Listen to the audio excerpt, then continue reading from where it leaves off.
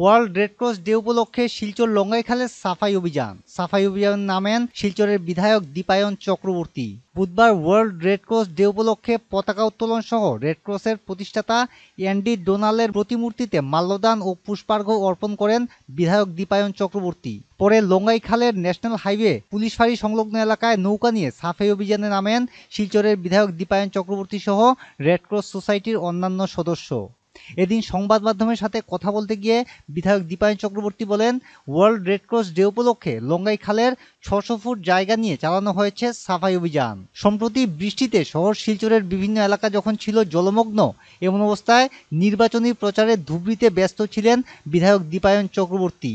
এমন অবস্থায় তিনি মানুষের পাশে দাঁড়াতে পারেননি বলে দুঃখ প্রকাশ করেন বিধায়ক দীপায়ন চক্রবর্তী বলেন, শহর শিলচরে জমা জলের সমস্যা দীর্ঘদিনের, তবে আগের থেকে অনেক উন্নত হয়েছে পরিস্থিতি। ২ ঠিকাদারের মাধ্যমে জোর গতিতে চলছে জল নিষ্কাশন ব্যবস্থার কাজ। আগামী ২০২৫-এর আগে শহর শিলচরের মানুষ জমা জলের সমস্যা থেকে মুক্তি পাবেন বলে আশা ব্যক্ত করেন বিধায়ক দীপায়ন চক্রবর্তী। সরকার 25.96 কিলোমিটার লেংথের ড্রেন আজকে স্যাংশন করেছে। সেটা অত্যন্ত গৌরবের ব্যাপার শিলচরবাসীর জন্য। আর তার মধ্যে 13.34 কিলোমিটার অলরেডি এক্সিকিউট হয়ে গেছে, আর টু বি এক্সিকিউটেড 12.62 কিলোমিটার। সেভাবে ছোট ড্রেন বলুন বা বড় খাল বলুন, সেভাবে এসএমবি শিলচর মিউনিসিপ্যাল বোর্ড থেকে টোটাল লেংথ 3952 মিটার আমরা স্যাংশন করতে বিভিন্ন অলিগলির যে ড্রেনগুলো সেটা সক্ষম হয়েছি। তার মধ্যে অ্যামাউন্ট ছিল 10,83,00,000 টাকা। এটারও কাজ চলছে। আর আপনারা লক্ষ্য করেছেন যে শিলচরের বিভিন্ন জায়গায় শিলচরের প্রধান সড়কের পাশে দেখবেন আপনারা কোনো ড্রেনের ব্যবস্থা ছিল না।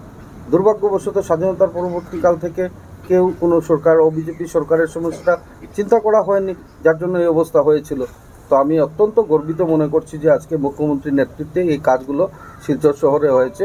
আপনারা দেখতে পাচ্ছেন যে এত সুন্দর সুন্দর ড্রেন হয়েছে, তার বিউটিফিকেশন যেভাবে হচ্ছে সেভাবে সিলটেশন ক্লিয়ার করে এই ড্রেনগুলোকে আমরা কনস্ট্রাকশন করতে সক্ষম হয়েছি, যার জন্য পার্শিয়ালি একটা অংশ যদি আমি বলি তাহলে বলবো শিলংপট্টি অঞ্চল, আমাদের অম্বিকাপট্টি অঞ্চল ইতিমধ্যে জমা জলের যে সেই সমস্যা, এই সমস্যার থেকে মানুষকে মুক্তি দিতে আমরা সক্ষম হয়েছি।